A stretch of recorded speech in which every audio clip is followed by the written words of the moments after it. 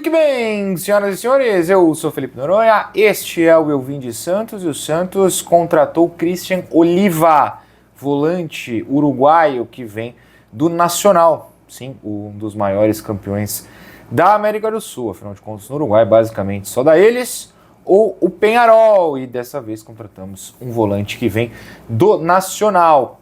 Um volante de pegada, um volante corredor, velocista, que vai tomar amarela a rodo, mas que na minha visão, claro, num estudo prévio, faz sentido contratar pelo que o Santos busca, pelo que o Santos necessita. É claro que falaremos disso neste vídeo sobre Christian Oliva, 29 anos, volante uruguaio. Na semana passada, salvo engano, na sexta-feira, o Santos abriu seu treino, finalmente, para jornalistas. Eu não pude ir, porém. Então eu não estava lá, foi logo depois da coletiva de apresentação do Moisés. Porém, recebi a informação que Alexandre Matos conversou com vários jornalistas e nessa conversa citou, que falta grana no clube e que por isso estava difícil contratar. E que alguém teria perguntado a ele, tá, mas por que não usar mais a criatividade? Claro que a contratação do Christian Oliva não é uma resposta definitiva sobre, olha só como somos criativos agora. Mas é inegável que é alguém que sai um pouco do óbvio que o Santos busca nos últimos tempos. Leia-se alguém que já trabalhou com o Matos em outro lugar, alguém de um time brasileiro no momento mais forte, mas que já não está conseguindo se manter como titular lá e busca um espaço aqui num time que está lutando. Leia-se qualquer jogador que o Santos trouxe do Palmeiras, por exemplo, recentemente, ou o próprio Rony, que no caso também é Palmeiras, mas do Atlético Mineiro.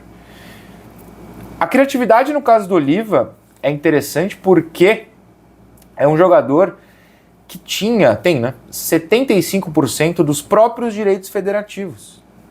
Direitos econômicos, Desculpa, federativos é quando você inscreve, claro, nas federações, direitos econômicos. O que significa que 25% estava com o Nacional. O que significa também que o Santos teve que combinar com o próprio Oliva para que ele viesse e pagar muito menos ao Nacional. Tanto que a obrigação do Nacional para liberar o Oliva, estava em acordo, eu fui ler na mídia uruguaia, era receber $500 mil. O Santos pagou um pouco mais, aqui eu não tenho certeza se só 500, só entre aspas, $1.000 vão para o Nacional e o resto para o próprio Oliva, o Santos pegando uma parte. Eu não estou aqui para discutir isso, não é essa a questão, claro, aqui a gente vai falar de campo, mas a consequência disso é que ele saiu mais barato aos cofres do Santos que o próprio de César, e que nessa terça-feira deu como descartada a negociação, porque o Racing pediu mais dinheiro ainda, como aparentemente todo o time argentino resolveu fazer com o Santos. Então, assim, o Santos buscou um jogador que se encaixa, pelo menos supostamente, nas necessidades que o time tem hoje, ou uma das necessidades, que é um volante desse estilo,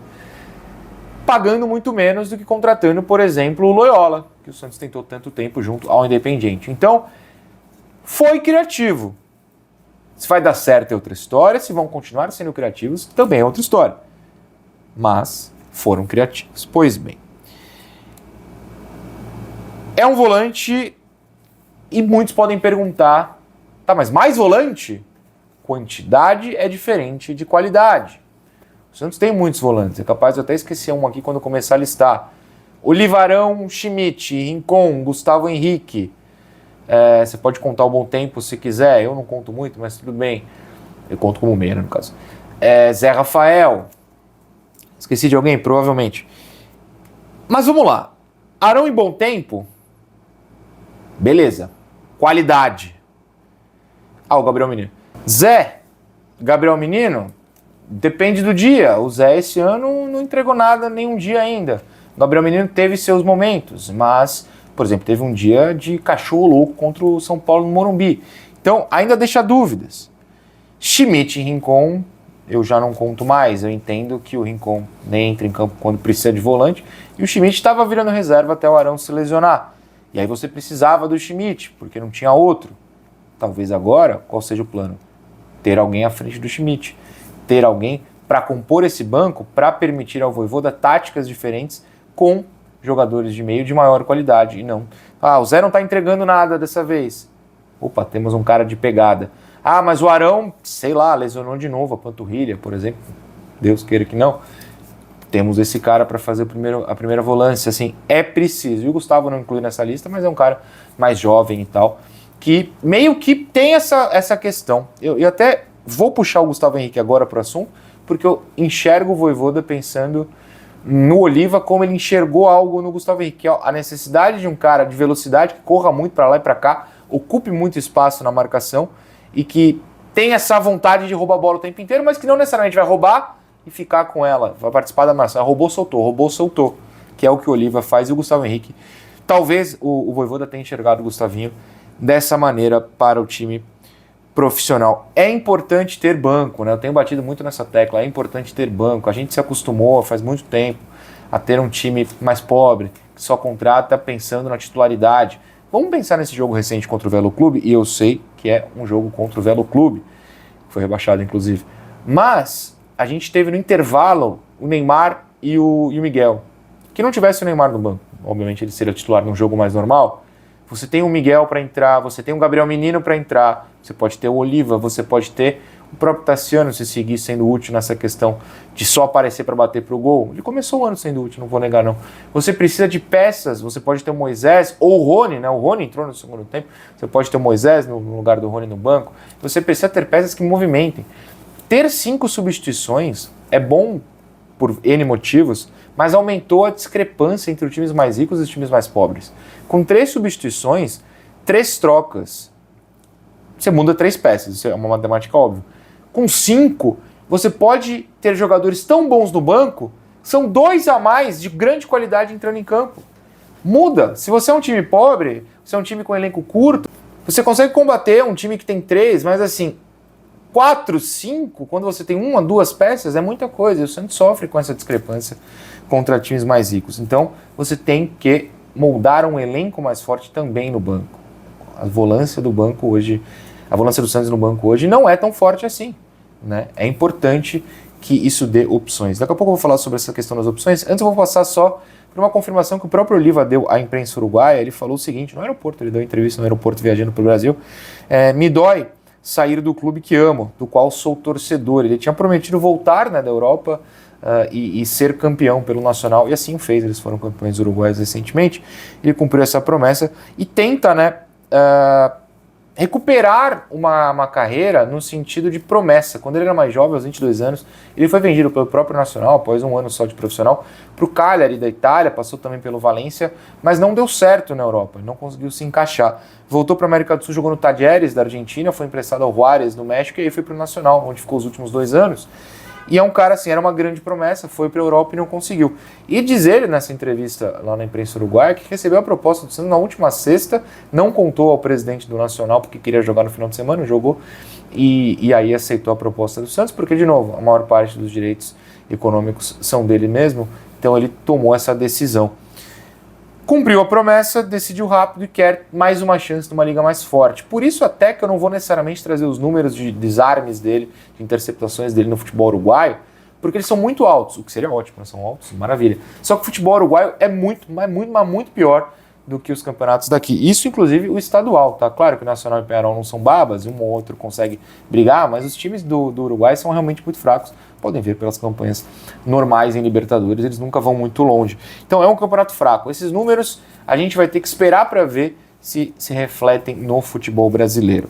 Eu posso falar de estilo de jogo, né? Muito combativo. Mas o que o Vojvoda pode ter com a chegada do Oliva? É disso que a gente vai falar antes. Tô com a boca seca, estou falando muito, preciso tomar um gole da minha garrafa FIP Pro da Golcase.